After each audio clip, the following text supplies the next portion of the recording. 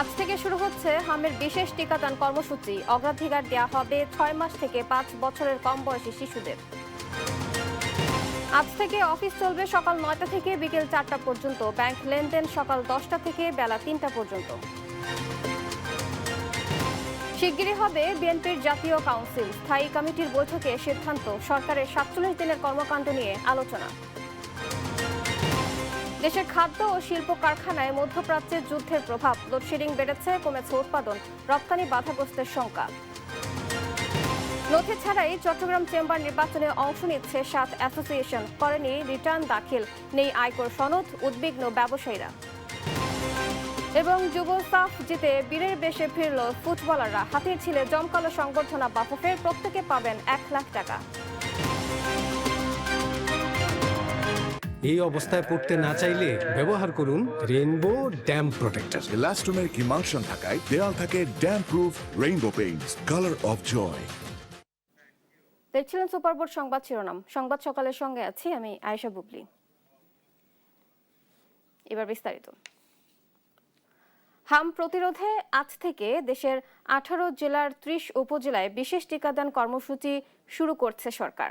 প্রাথমিকভাবে 6 মাস থেকে 5 বছরের কম বয়সী শিশুদের অগ্রাধিকার ভিত্তিতে হাম রুবেলার টিকা দেওয়া হবে। তবে যাদের এই মুহূর্তে জ্বর আছে তাদের সুস্থ হওয়ার পর টিকা দেওয়ার পরামর্শ দিয়েছে স্বাস্থ্য বিভাগ।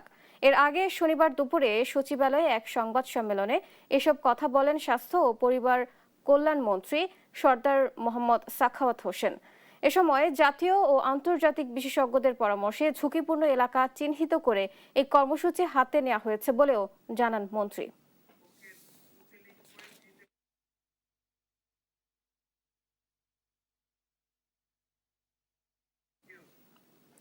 দর্শক, আজ ঢাকা নবাবগঞ্জ উপজেলায় হামের টিকাদান কর্মসূচি উদ্বোধন করবেন স্বাস্থ্যমন্ত্রী সরদার মোহাম্মদ সাখাওয়াত হোসেন। বিস্তারিত জানাতে সরাসরি যুক্ত হচ্ছেন সহকর্মী এইচ হিমেল।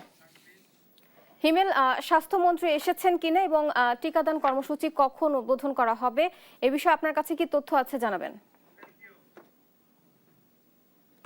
এই মুহূর্তে নবাবগঞ্জে স্বাস্থ্য কমপ্লেক্স রয়েছে, সেখানে অবস্থান করছে। আজ সকাল 9টায় স্বাস্থ্যমন্ত্রী আসার কথা এবং তিনি কিন্তু আজ যে টিকা হামের যে টিকা 2026 সেটা উদ্বোধন করবেন। এখন পর্যন্ত স্বাস্থ্যমন্ত্রী কিন্তু আসেনি, তবে আমরা যেটি দেখছি এখানকার মঞ্চ কিন্তু তৈরি আছে, প্রস্তুত আছে এবং সেই সাথে এই এলাকার যে বাসিন্দারা রয়েছে তাদের যে যে যে শিশুরা আছে, অভিভাবকরা তারা কিন্তু এসেছেন তাদের শিশুদের নিয়ে।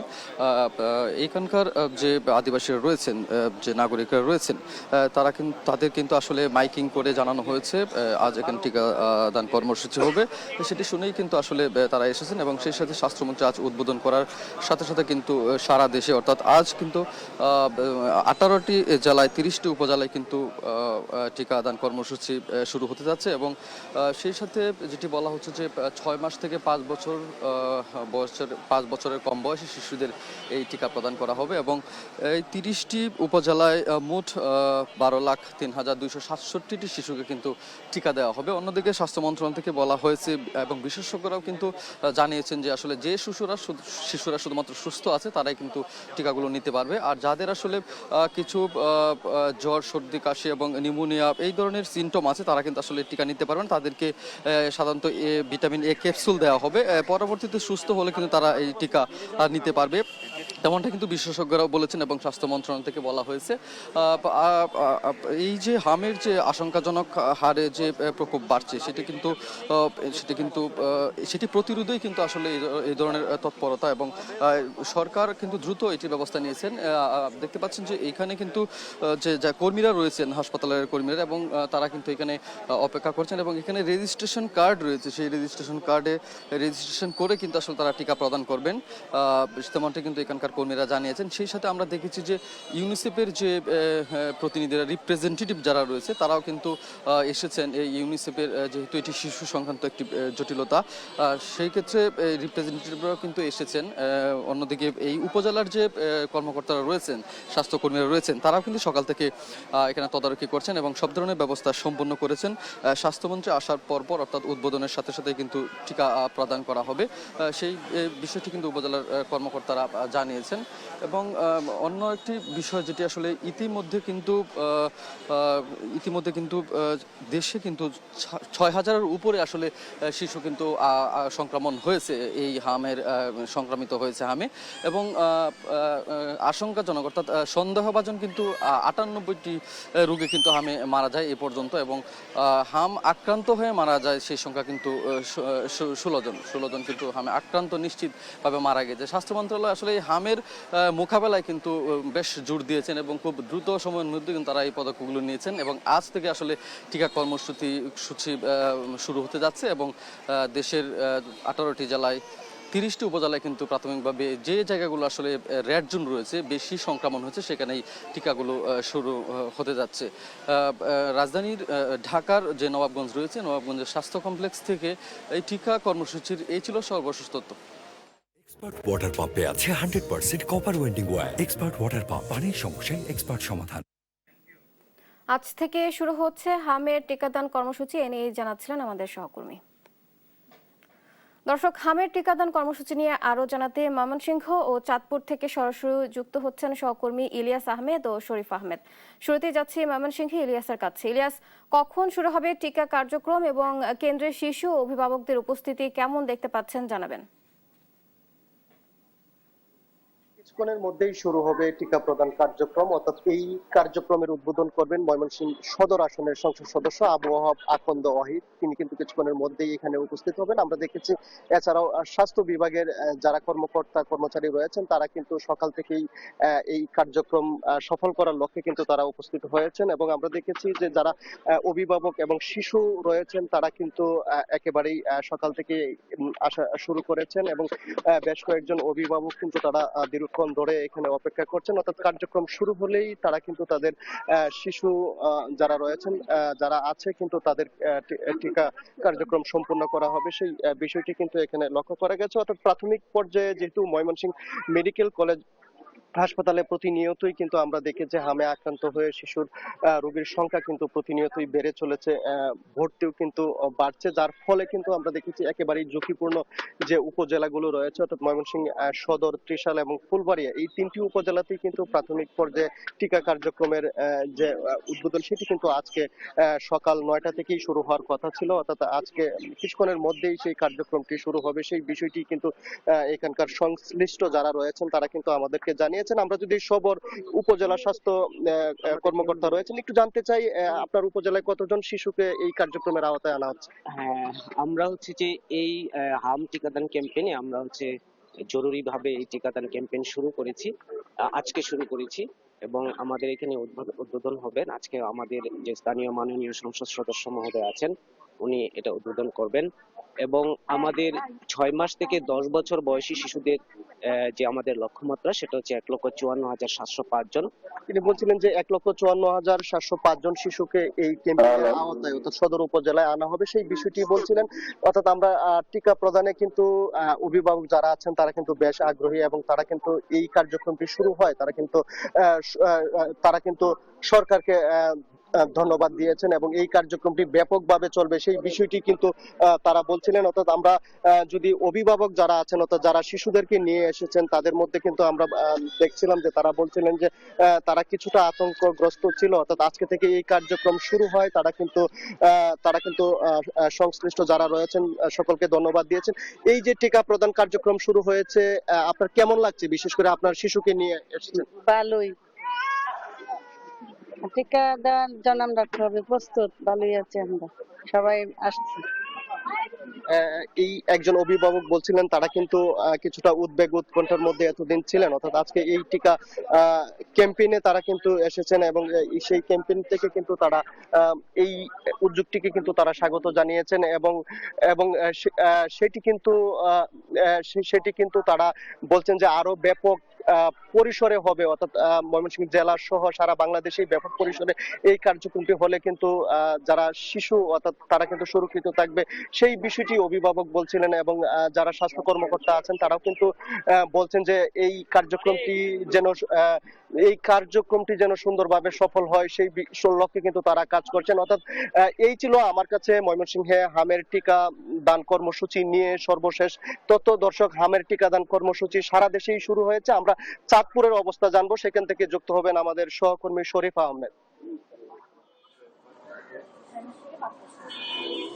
ইলিয়াস, চাঁদপুরেও কিন্তু সকাল থেকে টিকাদান কর্মসূচি শুরু হয়েছে। আমি দেখেছি টিকাদান কেন্দ্রগুলোকে উপচে পড়া ভিড়, শিশুদেরকে নিয়ে অভিভাবকরা আসছেন। আজকে কিন্তু জেলার 488টি কেন্দ্রে কিন্তু টিকা প্রদান করা হবে। প্রায় ৭৪,০০০ শিশুকে এই টিকাদান কর্মসূচির আওতায় আনা হবে। আমার সাথে রয়েছেন একজন স্বাস্থ্যকর্মী। আপনারা তো সকাল থেকে টিকাদান শুরু করেছেন, কেমন সাড়া পাচ্ছেন? আমরা অভূতপূর্ব সাড়া পাচ্ছি, কারণ আগে মানুষ টিকা নিতে একটু অনীহা প্রকাশ করতে, কিন্তু এবার আমরা দেখছি যে না, মানুষ টিকা দিতে অনেক আগ্রহ প্রকাশ করছে, নিজ থেকেই মানুষ আসছে। যেমন আছে আমাদের কার্যক্রম সকাল 8টা থেকে স্টার্ট হয়েছে। আমরা এখানে যখন ওপেন করেছি, আমরা 7:30 থেকে এখানে দেখছি লোক এসে বসে আছে টিকা দেওয়ার জন্য। তো আমরা ভালো সাড়া পাচ্ছি টিকা দেওয়ার জন্য, মানুষের আগ্রহ অনেক বেশি আছে এখন। আসলে শুনছিলেন, আমি একজন স্বাস্থ্যকর্মীর সাথে কথা বলেছি, তারা বলছেন যে আসলে আগ্রহ নিয়ে কিন্তু কেন্দ্রে মানুষ আসছে এবং টিকা দিচ্ছে। এই ছিল চাঁদপুর টিকাদান থেকে আমার কাছে সবশেষ। শরীফ এবং ইলিয়াস, আপনাদের ধন্যবাদ। দর্শক, হামের টিকাদান কর্মসূচি নিয়ে আরও জানাতে বরিশাল ও ব্রাহ্মণবাড়িয়া থেকে সরাসরি যুক্ত হচ্ছেন সহকর্মী শাকিল মাহমুদ ও মেহেদী নূর পরশ। শুরুতে চলে যাচ্ছি বরিশালে শাকিলের কাছে। শাকিল, টিকাদানের নিরাপত্তা ও পর্যাপ্ত সরঞ্জাম নিশ্চিত করা হয়েছে কিনা জানাবেন। দেখুন, হামের প্রাদুর্ভাব মোকাবেলায় দেশের যে 30টি উপজেলায় যে প্রাথমিকভাবে যে হামের টিকা দেয়া হচ্ছে, তার মধ্যে কিন্তু বরিশাল বিভাগে আপনার 4টি উপজেলা পড়েছে। এর মধ্যে বরিশাল জেলায় 2টি, একটি হলো বাকেরগঞ্জে, একটি হলো মেহেন্দিগঞ্জে। এছাড়া আপনাকে যদি আরো জানাতে চাই, তাহলে এর মধ্যে ঝালকাঠির নলসিটিতেও এই টিকাদান কর্মসূচি করা হবে, পাশাপাশি বরগুনা সদর এলাকায়। তো এই টিকাদান কর্মসূচিকে ঘিরে কিন্তু সব ধরনের প্রস্তুতি নেওয়া হয়েছে। পাশাপাশি বরিশাল সিটি কর্পোরেশনের যিনি প্রশাসক আছেন, তিনিও কিন্তু বরিশাল নগরীতে টিকাদান কর্মসূচির কিন্তু আসলে উদ্বোধন করবেন বলে কিন্তু আমরা জানতে পেরেছি। আপনাকে যদি একটু জানিয়ে রাখতে চাই যে বরিশাল বিভাগের যে 6টি জেলা আছে, সেই 6টি জেলায় গত 24 ঘন্টায় হাম রোগীর যে সন্দেহজনক যে হাম রোগীর যে সংখ্যা, সেটি হলো 74 জন।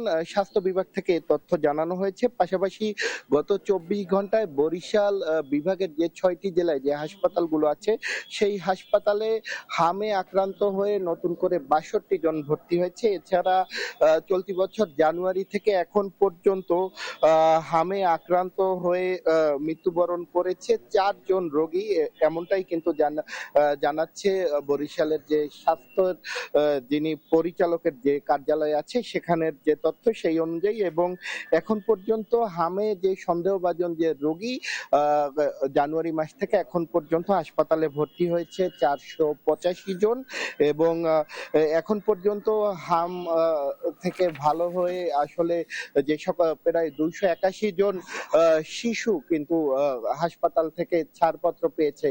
তো এই যে হামের যে টিকা, এই কার্যক্রম শুরু হওয়ায় কিন্তু আসলে অভিভাবকরা যেমন স্বস্তি নিঃশ্বাস নিচ্ছে, এর পাশাপাশি কিন্তু চিকিৎসকরাও বলছে যে হামের যে প্রাদুর্ভাব সেটি মোকাবেলায় আসলে এমন কর্মসূচি গুরুত্বপূর্ণ ভূমিকা রাখবে বলে কিন্তু তারা মনে করছে। তো বরিশাল থেকে এতটুকুই ছিল আমার কাছ থেকে সবশেষ। আমরা যাব ব্রাহ্মণবাড়িয়ায়, সেখানে আছে সহকর্মী মেহেদী, জানবো সেখানকার খবর। শাকিল, সারা দেশের মতো ব্রাহ্মণবাড়িয়াতে আজ হামের যে টিকাদানের কর্মসূচি শুরু হয়েছে। জেলার 9টি উপজেলা সহ যেসব টিকা কেন্দ্র রয়েছে, সব টিকা কেন্দ্রে কিন্তু কার্যক্রম শুরু হবে। তো আমি এখন দাঁড়িয়ে আছি ব্রাহ্মণবাড়িয়া 250 শয্যা বিশিষ্ট জেনারেল হাসপাতাল। এই হাসপাতালে কিছুক্ষণ আগে যে জেলা সিভিল সার্জন এবং জেলা প্রশাসক তারা কিন্তু এসে যে হামের টিকার কিন্তু এখানে কর্মসূচি যে উদ্বোধন করে গেছেন। এখানে আপনি দেখতে পাচ্ছেন যে যারা যেসব হামের যেসব যারা বা বিভিন্ন বয়সের যে শিশু, তাদের অভিভাবক কিন্তু তাদেরকে নিয়ে এসেছেন এখানে, কিন্তু এসে তারা যে টিকার যে কার্যক্রম শুরু হওয়ার সাথে তারা কিন্তু টিকা প্রদান করেছেন। তো উপজেলা স্বাস্থ্য কমপ্লেক্স সহ যেসব টিকা সেন্টার রয়েছে সব টিকা সেন্টারে কিন্তু টিকা প্রদান করা হবে। তো জেলা স্বাস্থ্য বিভাগ আমাকে জানিয়েছে জেলায় 50,000 হামির টিকা রয়েছে, মজুত রয়েছে। এছাড়া ভিটামিন যে এক ক্যাপসুল 1.5 লাখের মতো কিন্তু মজুত রয়েছে তারা আমাকে জানিয়েছেন। এছাড়াও পরবর্তীতে তারা যে স্বাস্থ্য বিভাগের কাছে তারা কিন্তু সম্মতি জানিয়েছেন যে পরবর্তীতে যাতে আরো হামির টিকা যাতে পাওয়া যায়। তারা বলছেন যে দ্রুতই কিন্তু বাকি সব টিকা কিন্তু চলে আসবে। তো আমি এখন আছি যে জেলা হাসপাতালে যে হামির টিকা কেন্দ্রের যে কর্মসূচি, এখানে যে সিভিল সার্জন কিন্তু এখন রয়েছেন, কিন্তু এখানে যেসব রোগীরা আসছেন তাদের মাধ্যমে যে কিন্তু হামির টিকার যে কার্যক্রম কিন্তু শুরু করছেন। তো আমি যে তথ্য দিয়ে রাখি সর্বশেষ তথ্য যে ব্রাহ্মণবাড়িয়া জেলার যে নরসিংদী জেলার বিভিন্ন যে টিকা সেন্টার রয়েছে এগুলি কিন্তু আজ থেকে ধারাবাহিকভাবে কিন্তু এই কার্যক্রম শুরু হবে বলে আমাকে জানিয়েছেন। তো এ ছিল আমার কাছে সর্বশেষ। পরশ এবং শাকিল, আপনাদের ধন্যবাদ। দর্শক, বিভিন্ন জেলা থেকে সহকর্মীরা যুক্ত ছিলেন, জানাচ্ছিলেন হামের টিকাদান কর্মসূচি নিয়ে বিস্তারিত। আজ থেকে অফিস চলবে সকাল 9টা থেকে বিকেল 4টা পর্যন্ত। জ্বালানি সংকট মোকাবেলায় সরকারি বেসরকারি অফিসের কর্মসূচিতে পরিবর্তন আনার সিদ্ধান্ত নিয়েছে সরকার। শনিবার জনপ্রশাসন মন্ত্রণালয়ের প্রজ্ঞাপনে তথ্য জানানো হয়। তবে জরুরি পরিষেবাগুলো নতুন অফিস সময়সূচির আওতার বাইরে থাকবে। জরুরি সেবা ব্যতীত সব বিপণী বিতান, অফিস ভবন, বাণিজ্যিক প্রতিষ্ঠান সন্ধ্যা 6টায় বন্ধ করতে হবে। পরিবর্তন আনা হয়েছে ব্যাংকের সময়সূচিতেও। দেশের তফসিলি ব্যাংকগুলোর লেনদেনের সময়সীমা 1 ঘন্টা কমানোর নির্দেশনা দিয়েছে বাংলাদেশ ব্যাংক। শিক্ষা প্রতিষ্ঠানের ব্যাপারে শিক্ষা মন্ত্রণালয় পরবর্তী মন্ত্রিসভা বৈঠকে প্রস্তাব উপস্থাপনের পর সিদ্ধান্ত আসবে বলে জানিয়েছেন সংশ্লিষ্টরা।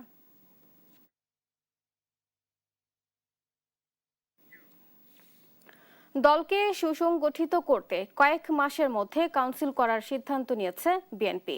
জ্বালানি পরিস্থিতি, হামের প্রাদুর্ভাব সহ সার্বিক পরিস্থিতি নিয়ে সরকারের 47 দিনের কর্মকাণ্ড বিষয়ে স্থায়ী কমিটির বৈঠকে অবহিত করা হয়েছে। বিএনপির স্থায়ী কমিটির বৈঠক শেষে দলের মহাসচিব ও স্থানীয় সরকার মন্ত্রী মির্জা ফখরুল ইসলাম আলমগীর এসব কথা জানিয়েছেন। বিস্তারিত প্রতিবেদনে। শনিবার রাত 8:45টায় গুলশানে বিএনপি চেয়ারপারসনের রাজনৈতিক কার্যালয়ে সর্বোচ্চ নীতি নির্ধারণী ফোরাম জাতীয় স্থায়ী কমিটির বৈঠকে বসে বিএনপি। জাতীয় নির্বাচনের পর এটি তাদের প্রথম বৈঠক। বিএনপির চেয়ারম্যান ও প্রধানমন্ত্রী তারেক রহমান বৈঠকে সভাপতিত্ব করেন। প্রায় 3 ঘন্টার বৈঠক শেষে দলের মহাসচিব মির্জা ফখরুল ইসলাম আলমগীর জানান, দেশের সার্বিক পরিস্থিতি বিবেচনায় সরকারের 47 দিনের কর্মকাণ্ড বিষয়ে স্থায়ী কমিটির বৈঠকে আলোচনা হয়েছে। আমাদের প্রায় 47 দিন পর রাজনৈতিক সাংগঠনিক কর্মকাণ্ডগুলোকে বিস্তৃত করার জন্য ভবিষ্যতে খুব দ্রুত কিভাবে আমরা দলকে কাউন্সিলের দিকে নিয়ে যেতে পারি সে বিষয়গুলো আলোচনা হয়েছে এবং আমরা পুরো বিষয়টাই সাংগঠনিক ছিল। আমরা মনে করেছি যে খুব দ্রুতই আমরা চেষ্টা করব যে যত দ্রুত পাওয়া যায় কাউন্সিলের দিকে যাওয়ার জন্য। স্থায়ী কমিটির সভায় উপস্থিত ছিলেন Mirza Fakhrul Islam Alamgir, doctor Khandakar Mosharraf Hossain, Gayeshwar Chandra Roy, doctor Moin Khan, Nazrul Islam Khan virtually, Amir Khasru Mahmud Chowdhury, Salahuddin Ahmed, Iqbal Hasan Mahmud Tuku, Begum Selima Rahman virtually ও অধ্যাপক ডাক্তার AZM Zahid Hossain. NI Nahid, Desh TV, Dhaka. 5 lakh ton diesel ও 2 কার্গো LNG আমদানির অনুমোদন দিয়েছে সরকারি ক্রয় কমিটি। শনিবার সরকারি ক্রয় সংক্রান্ত মন্ত্রিসভা কমিটির সভায় এ অনুমোদন দেওয়া হয়। CCEA কমিটির 3টি প্রস্তাবের সবকটি অনুমোদন করা হয়েছে। তবে ক্রয় কমিটিতে শুধু কাজাখ গ্যাস প্রসেসিং প্ল্যান্ট এর প্রস্তাব অনুমোদন করা হয়েছে, বাকি 2টি প্রত্যাহার করা হয়েছে। বাকি 2টি প্রস্তাবের মধ্যে ছিল সংযুক্ত আরব আমিরাতের দুবাই থেকে 10 লাখ টন ডিজেল ও 1 লাখ টন অকটেন ক্রয় এবং মধ্যপ্রাচ্যের আরেক দেশ ওমান থেকে 1 লাখ মেট্রিক টন ডিজেল ক্রয়। এছাড়া 2 কার্গো LNG ক্রয়ের একটি প্রস্তাব।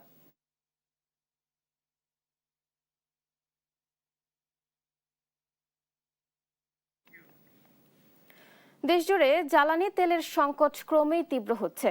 রাজধানী থেকে জেলা শহর সবখানেই ভোগান্তিতে সাধারণ মানুষ। কোথাও দীর্ঘ লাইন, আবার কোথাও পাম্প বন্ধ। যোগানের তুলনায় চাহিদা বেশি থাকায় মোটরসাইকেলে 500 থেকে 600 টাকা আর প্রাইভেট কারে 1500 থেকে 2000 টাকার তেল দিতে পারছে ফিলিং স্টেশনগুলো। তাও এক একজনকে প্রায় 3 থেকে 4 ঘন্টারও বেশি অপেক্ষা করতে হচ্ছে। ফিলিং স্টেশন কর্তৃপক্ষ অভিযোগ করছে, অনেকে চাহিদার তুলনায় অতিরিক্ত তেল নিয়ে মজুত করে আবারও পাম্পে আসছেন। তাই এই সংকটের চিত্র প্রতিদিনই দীর্ঘ হচ্ছে।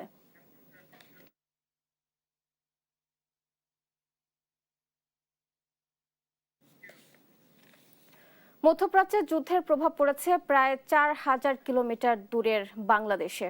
বিশেষ করে খাদ্য ও শিল্প কারখানায় পড়েছে নেতিবাচক প্রভাব। এরই মধ্যে লোডশেডিং বেড়ে কমেছে উৎপাদন।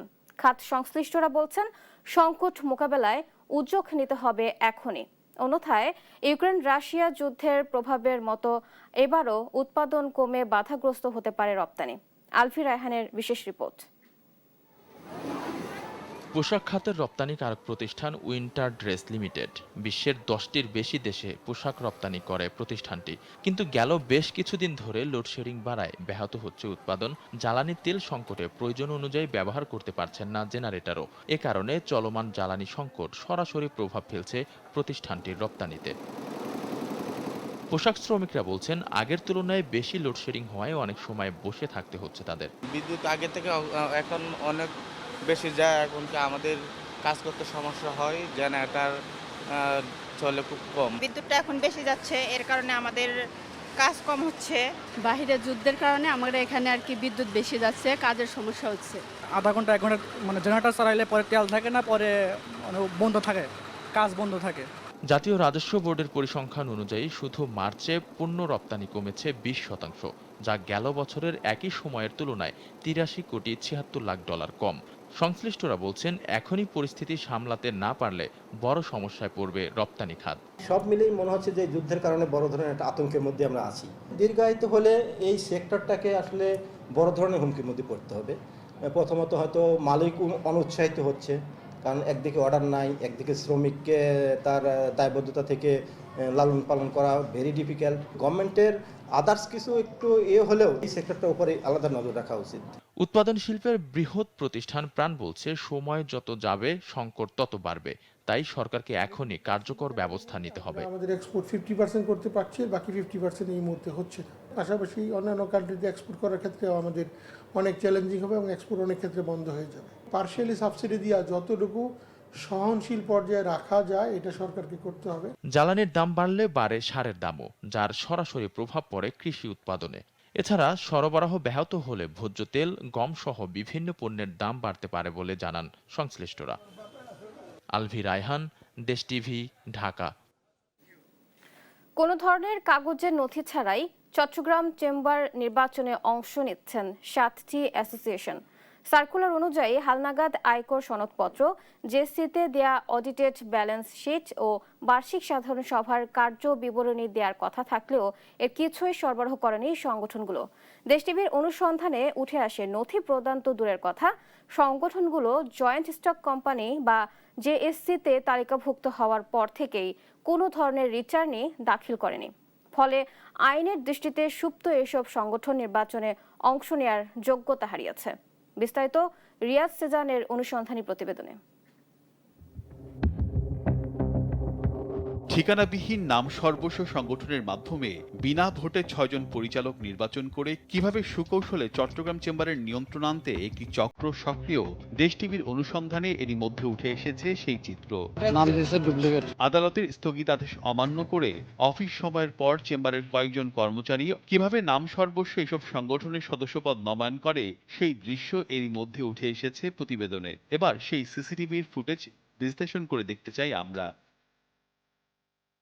সিসিটিভির ফুটেজে ট্রেড গ্রুপ ও টাউন অ্যাসোসিয়েশনের পক্ষে নাম সর্বস্ব সংগঠনের সদস্যপদ নবায়ন করতে চেম্বার কর্মকর্তাদের সাথে কাজ করতে দেখা যায় টায়ার টিউব ইম্পোর্টার্স অ্যাসোসিয়েশনের পরিচালক পদপ্রার্থী সাইফুল ইসলামকে। ফুটেজের শুরু থেকেই সাইফুল ইসলামের হাতে কোনো নথি বা কাগজপত্র দেখা যায়নি। চেম্বার কর্মকর্তা সালাউতুল্লাহ মোবাইল ফোনে প্রার্থীদের ছবি ও তথ্য কনফার্ম করে তালিকাবদ্ধ করতেও দেখা যায় ফুটেজে।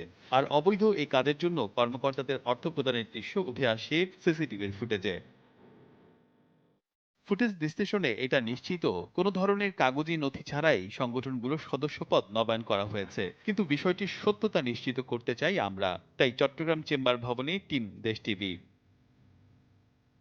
চেম্বারের কর্মকর্তারা এ বিষয়ে সরাসরি কোনো সহায়তা করতে অপারগতা প্রকাশ করলে বাধ্য হয়ে তথ্য অধিকার আইনে চেম্বার সদস্যপদ নবায়ন করা কয়েকটি সংগঠনের তথ্য চাই আমরা। চট্টগ্রাম চেম্বার কর্তৃপক্ষের সার্কুলার অনুযায়ী সদস্যপদ নবায়ন করতে 4 ধরনের কাগজের সংযুক্তি করতে হয়। এর মধ্যে গত বছরের চেম্বারের সার্টিফিকেট, ইটিআইএন এর ফটোকপি, হালনাগাদ আয়কর সনদের ফটোকপি, জেএসিতে দেয়া প্রতি বছরের অডিটেড ব্যালেন্স শিট ও বার্ষিক সাধারণ সভার কার্যবিবরণী উল্লেখ করতে হয়। চট্টগ্রাম চেম্বার অফ কমার্সের যে 6টি প্রতিষ্ঠান নিয়ে আমরা অনুসন্ধান করছিলাম, তাদের বেশিরভাগেরই তথ্য পাওয়া যায়নি বাংলাদেশ যৌথ মূলধনী কোম্পানির ওয়েবসাইটে। এমনকি বাণিজ্য মন্ত্রণালয়ের প্রতিষ্ঠানগুলোর তালিকায় মাত্র একটি প্রতিষ্ঠানকে খুঁজে পাওয়া গেছে। তথ্য অধিকার আইনে আবেদনের 20 কার্যদিবস, একাধিক অফিসের ক্ষেত্রে 30 কর্মদিবসের মধ্যে তথ্য দিতে বাধ্য থাকার কথা বলা হলেও 1 মাস অতিবাহিত হওয়ার পরও চট্টগ্রাম চেম্বারের প্রশাসক কোনো ধরনের তথ্য দিতে রাজি হননি।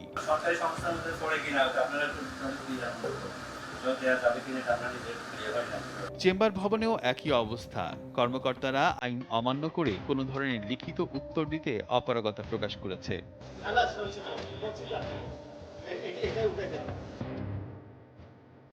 ফলে আমরা দ্বারস্থ হই চট্টগ্রামের বিভাগীয় যৌথ মূলধনী কোম্পানি ও ফার্মসমূহের পরিদপ্তরে। আবেদনের প্রেক্ষিতে সপ্তাহখানেকের মধ্যে আমাদের হাতে নথি এসে পৌঁছায়।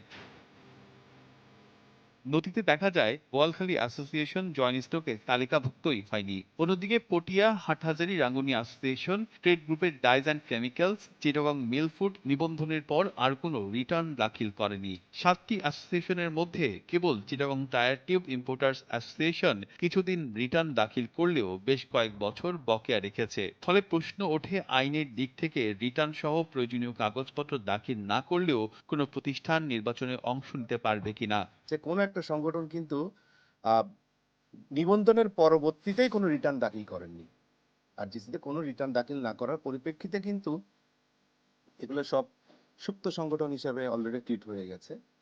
আর দ্বিতীয়ত, যে নির্বাচন কমিশনের যে কন্ডিশন ছিল যে আপডেটেড ট্যাক্স, ভ্যাট, ডিউটি এগুলো পেমেন্ট করতে হবে, এগুলো ওনারা পেমেন্ট করেন। সেই হিসাবে কিন্তু ওনাদের ইলেকশনের করার যে একটা কন্ডিশন সেটা ভায়োলেট করেছে। বন্দর নগরী হওয়ায় চট্টগ্রাম চেম্বার দেশের বাণিজ্যের জন্য গুরুত্বপূর্ণ। তারপরেও নানা জটিলতায় দীর্ঘদিন নেতৃত্ব শূন্য প্রতিষ্ঠানটি। ব্যবসায়ীরা জানান দ্রুত সুরাহা না হলে বিপাকে পড়বেন তারা। জনগণ এটার ইনডাইরেক্ট ক্ষতিগ্রস্ত হয়। এই যে ঝুলে থাকা বা ঝুলে রাখা, সৎ নেতৃত্ব আসতেই হবে, আনতেই হবে, এনি হাউ এনি কস্ট। জনতার চাপে হোক, সাধারণ মানুষের চাপে হোক, অথবা নিজের বিবেক জাগ্রত করে হোক, খুব ইমিডিয়েট নেতৃত্ব আসা উচিত এবং এই লিডারশিপ শুড বি অনেস্ট। এর আগে বাণিজ্য মন্ত্রণালয়ের সরজমিন প্রতিবেদনেও প্রতিষ্ঠানগুলো যে নাম ঠিকানাহীন সেই তথ্য উঠে আসে। তারপরেও রাজনৈতিক প্রভাব খাটিয়ে নির্বাচনের মাঠে টিকিয়ে রাখা হয়েছে অবৈধ এসব সংগঠনগুলোকে। তথ্য অধিকার আইনের আওতায়ও চট্টগ্রাম চেম্বার কর্তৃপক্ষের কোনো সহায়তা না পাওয়ার পেছনে কারণ অদৃশ্য এক রাজনৈতিক বলয়। কিন্তু আমরা বিশ্বাস করি রাজনৈতিক শক্তি থেকে আইনের শক্তি অনেক বড়। আইনের ধারা অনুযায়ী পরবর্তী কর্মসূচি হিসেবে মন্ত্রণালয়ের ঊর্ধ্বতন কর্তৃপক্ষের থেকে বিষয়টি আমরা অবগত করেছি। আমরা বিশ্বাস করি পরবর্তী ধাপে নাম সর্বশেষ এসব সংগঠনের মুখোশ উন্মোচিত হবে। রিয়াজ সেজান, দেশ টিভি, চট্টগ্রাম। দেখছেন সংবাদ সকাল। স্কিন কোটেড ইনসুলেশন আগুন প্রতিরোধী, তাই ড্রিম হাউস স্কুল প্রজেক্ট হোক বা লাইফ প্রজেক্ট, সব রাখে সর্বাধিক নিরাপত্তায় সব সময়। বিজলি কেবলস, নিরাপদ আজীবন।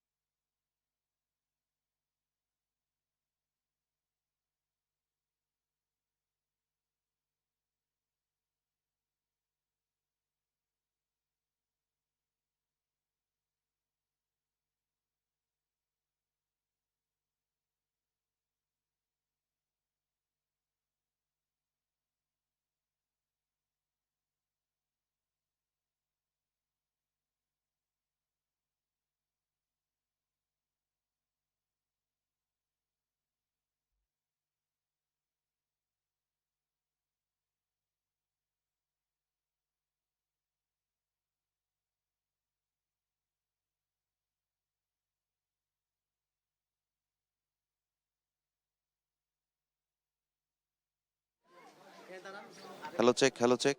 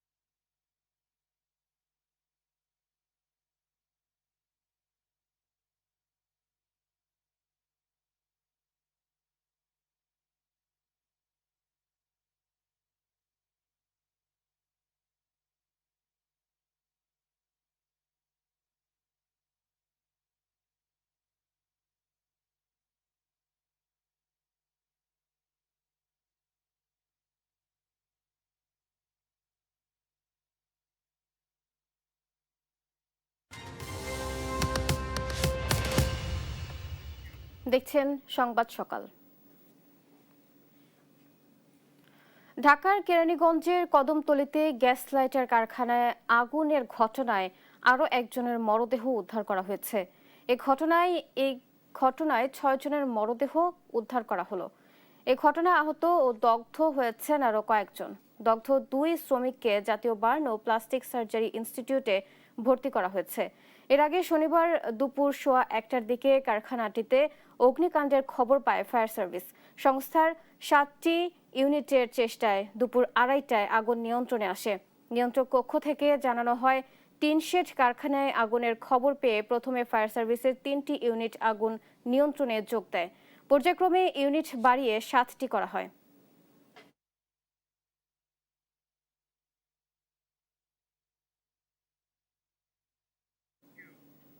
ঘটনাস্থলে আছেন সহকর্মী ইকবাল অনিক, সরাসরি যুক্ত হচ্ছেন তিনি।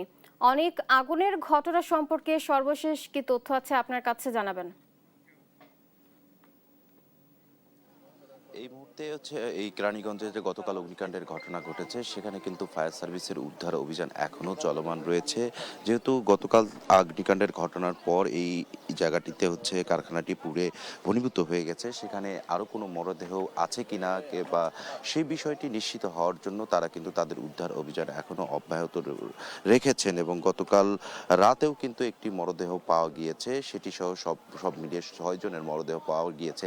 এবং 6 জনের মরদেহ কিন্তু রাখা হয়েছে মিটফোর্ড হসপিটালে এবং গুরুতর আহত 2 জনকে রাখা হয়েছে বার্ন ইউনিটে ঢাকা মেডিকেল কলেজের, সেখানে তারা চিকিৎসাধীন অবস্থায় রয়েছেন। এই মুহূর্তে কিন্তু ক্রাইম সিন ইউনিট এসেছেন এখানে যে আলামত সংগ্রহ করার জন্য। এবং আমরা লক্ষ্য করেছি সামিয়া নামের একটি মেয়ে এখনো নিখোঁজ রয়েছে, তার পরিবারের সদস্যরা কিন্তু তারা এখানে সকাল থেকে এসেছেন এবং পরিবেশ অধিদপ্তর থেকে লোকজন তারা এসেছেন, এই এলাকাটিতে পরিদর্শন করেছেন। এলাকাবাসী সূত্রে আমরা একটি তথ্য জানতে পেরেছি। এই কারখানাটিতে গত বছরও অগ্নিকাণ্ডের ঘটনা ঘটে, তারপর কিন্তু কারখানাটি বন্ধ ছিল, এরপর আবার পুনরায় চালু করা হয়, কিন্তু এই কারখানাটি বাহির থেকে বন্ধ রাখা হয়, কিন্তু বাইরে গেটে লাগিয়ে রাখা ছিল প্লাস্টিকের কারখানা, কিন্তু সেটি প্লাস্টিকের কারখানা না, ভিতরে ছিল হচ্ছে গ্যাস লাইটের কারখানা। এই একটি ধোঁয়াশার মধ্যেই ছিল। এই আরেকটি বিষয় যে এখানে বিএনপির কার্যনির্বাহী কমিটির নির্বাহী সদস্য নিপুণ রয় তিনি এখানে কিছুক্ষণ আগে পরিদর্শন করে গেছেন।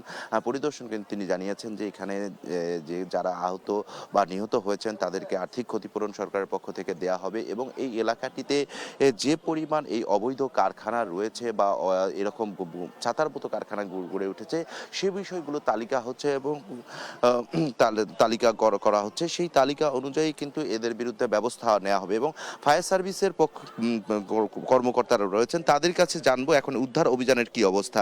এই যে অগ্নিকাণ্ডের এই স্থানটিতে এখন পর্যন্ত উদ্ধার অভিযানের কি তৎপরতা রয়েছে, আপনারা কি প্রাথমিক অবস্থায় ধারণা করছেন?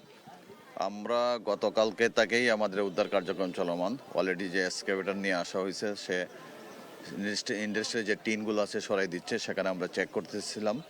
গতকালকে রাত্রে 12:02 সময় আমরা পুনরায় একটা লাশ আমরা উদ্ধার করে আমরা মিরপুর হাসপাতালে প্রেরণ করি।